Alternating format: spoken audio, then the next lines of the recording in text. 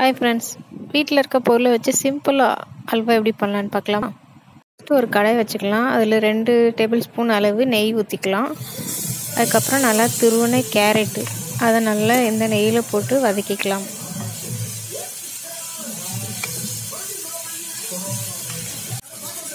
நெய்யிலே கொஞ்சம் நேரம் வதக்கலாம். வதக்கிட்ட பிறகு இது கூட அரை கிளாஸ் தேங்காய் பால் ஊற்றிக்கிறேன். உங்களுக்கு இது ஆப்ஷனல் தான், உங்களுக்கு வேணால் நீங்கள் பால் கூட சேர்த்துக்கலாம்.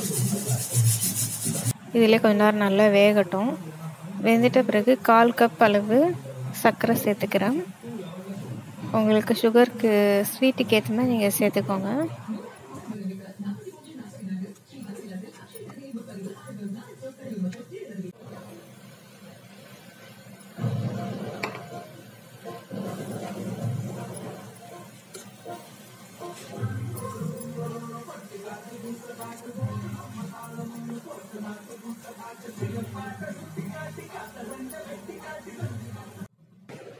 ஏலக்காயும் சர்க்கரையும் நுணுக்கின பொடி சேர்த்துக்கலாம்.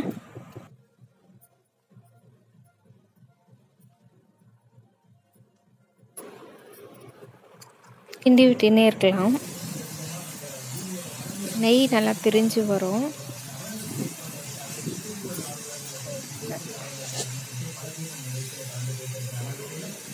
என்ன நட்ஸ் இருக்கோ அதை போட்டுக்கலாம்.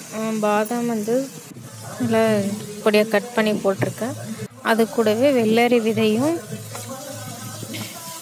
பூசணி விதையும் போட்டிருக்கேன்.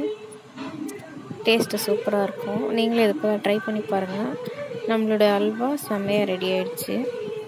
இந்த வீடியோ பிடிச்சிருந்தா மறக்காமல் லைக் பண்ணுங்கள், கமெண்ட் பண்ணுங்கள், சப்ஸ்கிரைப் பண்ணிக்கோங்க. தேங்க்யூ ஃபார் வாட்சிங்.